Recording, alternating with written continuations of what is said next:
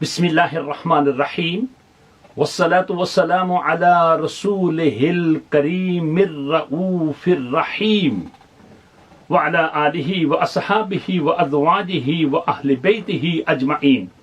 محترم سامعین، سامعات، خواتین و حضرات، دروس حدیث کے سلسلہ میں ایک اور حدیث آپ کی خدمت میں عرض کرنے کی سعادت حاصل کر رہا ہوں، جس حدیث پاک کے راوی حضرت ابو سعید خدری رضی اللہ تعالی عنہ ہیں۔ وہ فرماتے ہیں کہ سمعت رسول اللہ صلی اللہ تعالی علیہ وسلم من رعا منکم منکرا فلیغیرہ بیدہ فإن لم یستطع فبلسانہ وإن لم یستطع فبقلبہ ذلک اضعف الایمان۔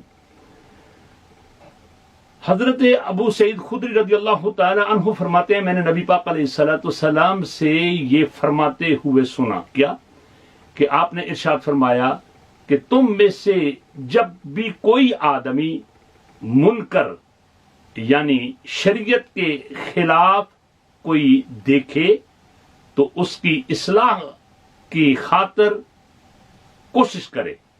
کس طرح؟ اگر وہ طاقت رکھتا ہے ہاتھ سے روکنے کی تو ہاتھ سے روکے، اور اگر ہاتھ سے نہیں روک سکتا، اس کی اصلاح نہیں کر سکتا، تو پھر زبان کے ساتھ اس کا رد کرے، اس کے خلاف بولے۔ اور اگر زبان بھی نہیں استعمال کر سکتا تو پھر آپ نے ارشاد فرمایا کہ اس کو اپنے دل کے ساتھ برا جانے۔ اور یہ تیسرا درجہ یعنی دل کے ساتھ اس کو برا جاننا یہ ایک ضعیف ایمان کی علامت ہے۔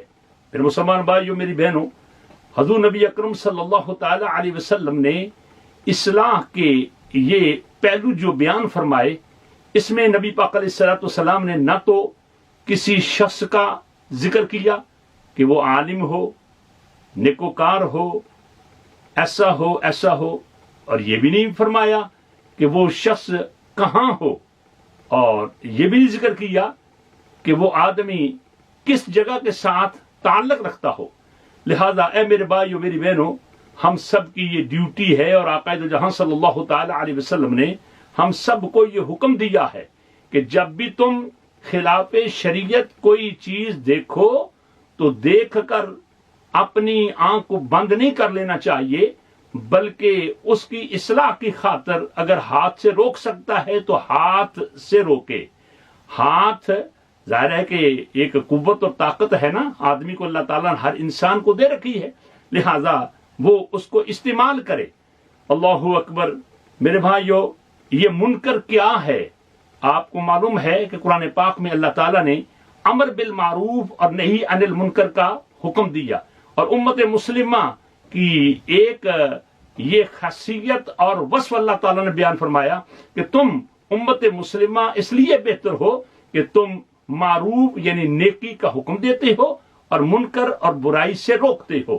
لہذا امر بالمعروف اور نہی عن المنکر یہ کبھی فرض ہے اور کبھی فرض کفایہ ہے۔ اور یہاں آپ صلی اللہ تعالی علیہ وسلم نے جب ذکر فرمایا تو مفسرین محدثین فرماتے ہیں کہ جناب یہ مباحات سے لے کر فرض تک یہ ساری چیزیں معروف میں آتی ہیں، اور جناب مکروہ سے لے کر حرام تک یہ ساری چیزیں منکر میں آتی ہیں۔ لہذا اگر کوئی آدمی ایسی چیز کو دیکھتا ہے تو ہاتھ سے روکے، اور اس وقت جناب عالی ہر آدمی کو اس سلسلہ میں اقدام کرنا چاہیے، اپنی قوم کی اصلاح کی خاطر، اپنے بچوں کی اصلاح کی خاطر، اور اپنی کمیونٹی کے افراد کی اصلاح کی خاطر۔ اللہ رب العزت کی بارگاہ میں یہ دعا ہے کہ اللہ رب العزت یہ جو کام سرکار نے ارشاد فرمایا اس کو پریکٹیکلی لائف میں ڈھالنے کی توفیق عطا کرے، مردوں کو بھی اور عورتوں کو بھی، بزرگوں کو بھی، اور ہماری ماؤں اور بہنوں اور بیٹیوں کو بھی۔ وَمَا عَلَيْنَا إِلَّا الْبَلَاغُ الْمُبِينُ۔